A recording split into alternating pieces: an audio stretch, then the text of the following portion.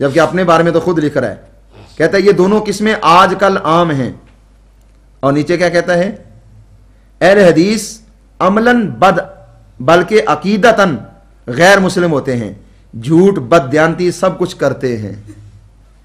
ये अपनी जमात के बारे में लिख रहा है, हालांकि ये किताब उसने अपनी जमात के बारे में सफाई देने के लिहाज से लिखा है, लेकिन यहां पर वो जो है वो उसके खिलाफ लिख गया। इसके सफ़ा नंबर 209 पर ये एक जुमला देखने वाला है। ये तहारत का फन तहारत या वहम, ये तहारत का एक नया तरीका जो है ना वो इस बारे में कहता है, ये वहम का मरज है, वहम का मरीज करार देता है वाबियों को। कहता है हमारे अहले हदीस हजरात में भी बाद हजरात 5-5, 6-6 लोटे इस्तेमाल करना जरूरी समझते हैं तहारत के लिए।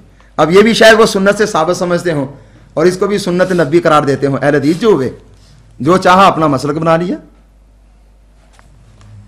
अब सवा 212 पर देखें,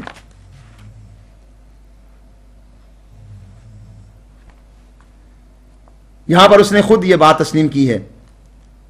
कहता है कि अहले हदीस मदारस में भी ये जहर आलूद जरासीम असर अंदाज हो रहे हैं। अहले हदीस के वाबियों के मदरसे के अंदर जहर आलूद जरासीम भी मौजूद है। ये जरासीम वाले लोग हैं, इनसे मुसलमानों को महफूज रहना चाहिए ताकि वाबियों वाले जरासीम इनको ना लगे। अब ये किताब है आपके मसाइल और उनका हल, मुबशर रब्बानी, इसका सफ़ा नंबर 155।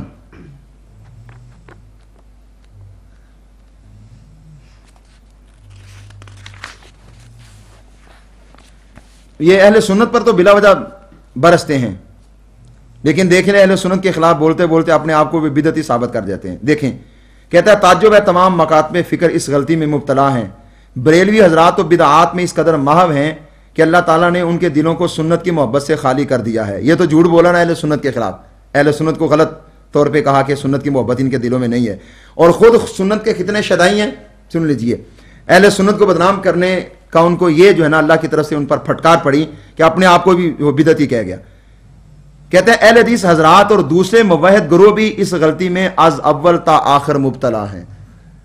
अब बरेलवी हजरात को तो बिला वजह वो अपना दुश्मन समझते हैं, लेकिन यह है कि अपने लोगों को भी साफ कर गया कि वाकई उनके दिलों के अंदर भी जो है बिदअत है और उनको भी सुन्नत से कोई मोहब्बत नहीं है। सवा 274 इसका।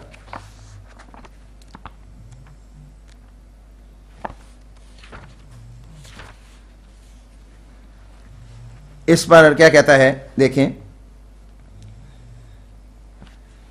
कहता है अल्लामा नासिरुद्दीन अलबानी हाफिज़हुल्लाह फरमाते हैं, यह तर्जमा नीचे करता है, जो मैयत की रूह के लिए कुरान खानी या जिक्र व अज़कार पर पढ़ने वाले को पैसे दिए जाते हैं, यह भी ताज़ियत की बिदआत में से है।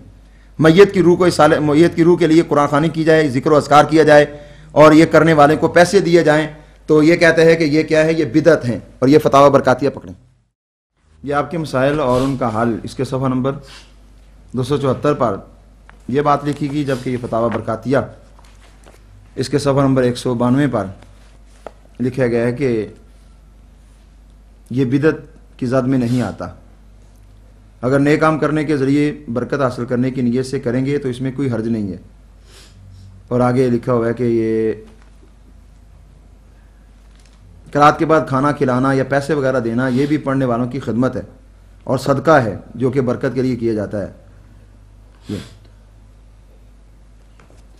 ये बिदअत में दाखिल नहीं, ये नीचे भी लिखा हुआ है। और ऐसे ही सफ़ा नंबर 155 पर इसने अपने वहाबियों की नमाज को नबी करीम सल्लल्लाहु अलैहि वसल्लम की नमाज के मुखालिफ करार दिया।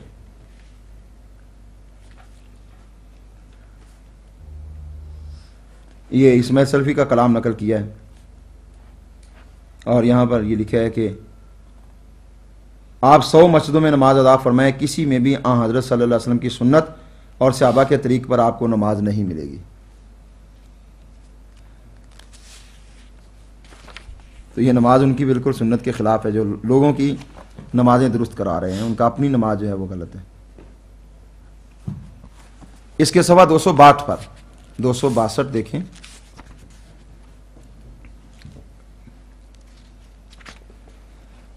یہ اپنے وہابیوں کو بدعت کے حوالے سے یوں نامزد کرتا ہے، کہتا ہے بعض لوگ جو کسی اہل حدیث گھر میں پیدا ہو گئے مگر اتباع سنت سے اپنے آپ کو آراستہ نہ کر سکے، معلوم ہوا کہ وہابی جو ہے وہ سنت سے دور بھی ہوتے ہیں، آراستہ نہ کر سکے، نہ بدعت سے اجتناب کا جذبہ قائم رکھ سکے، یہ لوگ ان رسوم کو جائز کرنے کے لیے ہیلے تلاش کرتے رہتے ہیں۔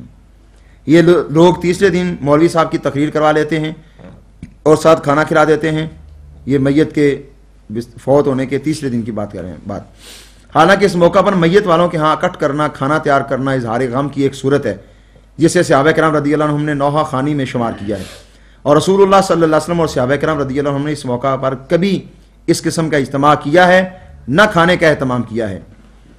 عورتوں میں یہ کام مردوں سے بھی زیادہ ہے، حتیٰ کہ بعض اہل حدیث مدارس کی مقررہ خواتین باقاعدہ اس قسم کی مجالس میں شریک ہوتی ہیں اور اپنے خیال میں لوگوں کو کل اور ختم کی بدعات سے بچاتی ہیں، انہیں معلوم نہیں کہ وہ دوسروں کو بدعت سے بچاتے بچاتے خود ایک بہت بڑے گناہ میں مبتلا ہو گئی ہے، کیونکہ اس پر اجتماع اور کھانا نوحہ کی ایک قسم ہے اور بجائے خود ایک عبادت ہے۔ تو یہ اس حوالے سے اپنی عوام کو بھی اور مولویوں کو بھی اور پھر خواتین کے حوالے سے بتا دیا کہ وہ نوحہ بھی کرنے والے ہیں اور بدعات کے بھی دل دادا ہیں اور سنت سے دور ہیں اور ان کا سنت سے کوئی تعلق نہیں۔ ایسے ہی قرۃ العنان چھوٹی کتاب تھی، اس حوالے سے ایک اور حوالہ جو ہے نا اس سلسلے میں دیا جاتا ہے غیر مقلدین حضرات کا، جو اپنے آپ کو سنت کے بہت بڑے عامل اور محافظ سمجھتے ہیں۔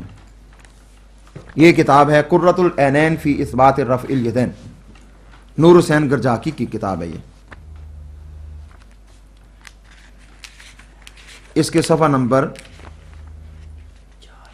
50 پر کہتا ہے اہل حدیث نے بھی اس سنت کو ترک کر دیا ہے۔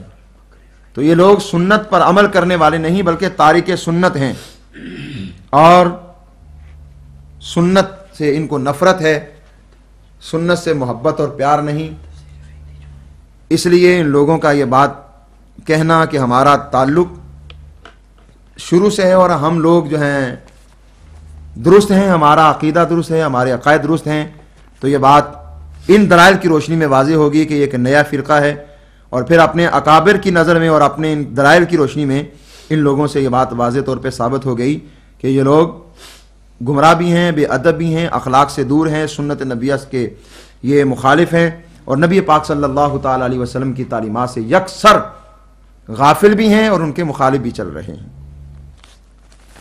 اور اس کے علاوہ ان کے اپنے کچھ حوالہ جات پیچھے گزر بھی گئے، اور ایک حوالہ مزید اس کا ہم پیش کر رہے ہیں کہ یہ لوگ ان کا مقصد شر ہے، خیر کو پھیلانا نہیں، اور بلا وجہ یہ مسلمانوں کو شر کی طرف لے کر جا رہے ہیں۔ ایک تو یہ الحطہ فی ذکر سیاستہ کا حوالہ بھی پیچھے گزر گیا 141 صفحہ پر، ان ھذا الا فتنۃ فی الارض و فساد کبیر، یہ فتنہ ہے اور بہت بڑا فساد ہے۔ اور دوسرا حوالہ اکمل البیان کا، یہ اکمل البیان ہے فی تائید تقویۃ الایمان، عزیز الدین مراد آبادی کی مکتبہ سلفیہ شش محل روڈ لاہور سے اس کو شائع کیا گیا، اور اس کے صفحہ 14 پر عطا اللہ حنیف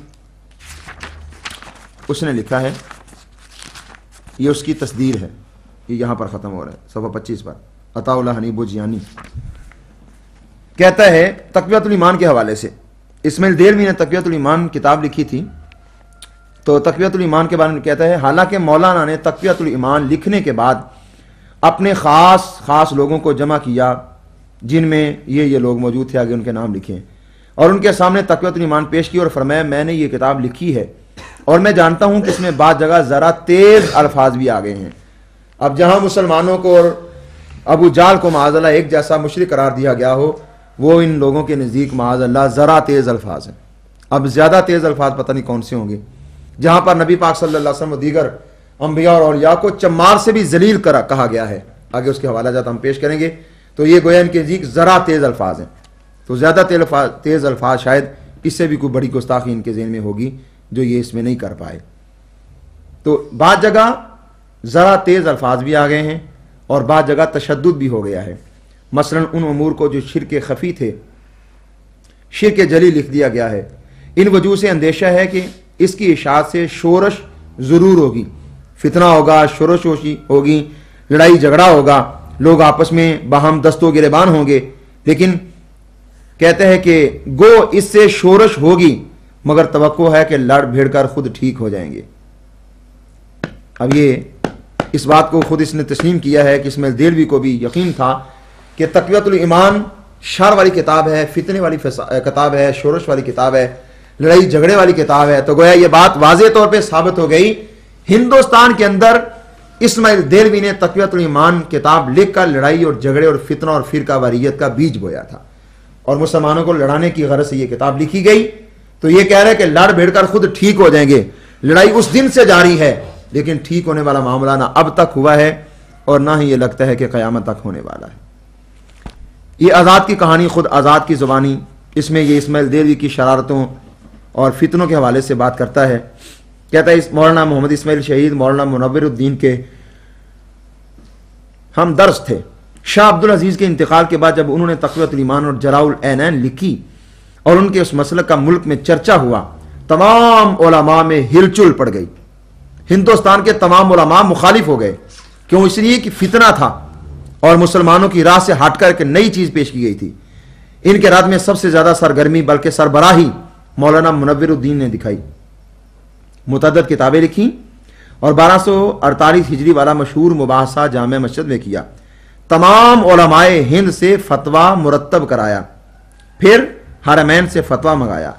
ان کی تحریرات سے معلوم ہوتا ہے کہ انہوں نے ابتدا میں مولانا اسماعیل اور ان کے رفیق اور شاہ صاحب کے داماد مولانا عبد الحی کو بہت کچھ فہمائش کی اور ہر طرح سمجھایا. پہلے فہمائش کی, سمجھایا کہ یہ فتنہ ہے, یہ شورش اس سے ہوگی, یہ فرقہ واریت تو لڑائی اور جھگڑے والا معاملہ ہے. لیکن وہ ظاہر ہے انہوں نے اپنا کام کرنا تھا, مسلمانوں کو لڑانا تھا, شورش کرنا تھا, شر پھیلانا تھا. وہ اپنے مقصد سے کیسے باز رہ سکتے تھے؟ لیکن جب ناکامی ہوئی تو باس و رد میں سرگرم ہوئے اور جامع مسجد کا شہرۂ آفاق مناظرہ ترتیب دیا, جس میں ایک طرف مولانا اسماعیل اور مولانا عبد الحی تھے اور دوسری طرف مولانا منور الدین اور تمام علماء دہلی. ایک طرف 2 آدمی اور دوسری طرف تمام علماء اسلام تھے. اب ظاہر ہے 2 آدمی حق پر تو نہیں ہو سکتے, جس راہ پر باقی تمام مسلمان چل رہے تھے وہی مسلمانوں کا راستہ تھا. یہ کیا اس کا سبق کیا؟ 7 9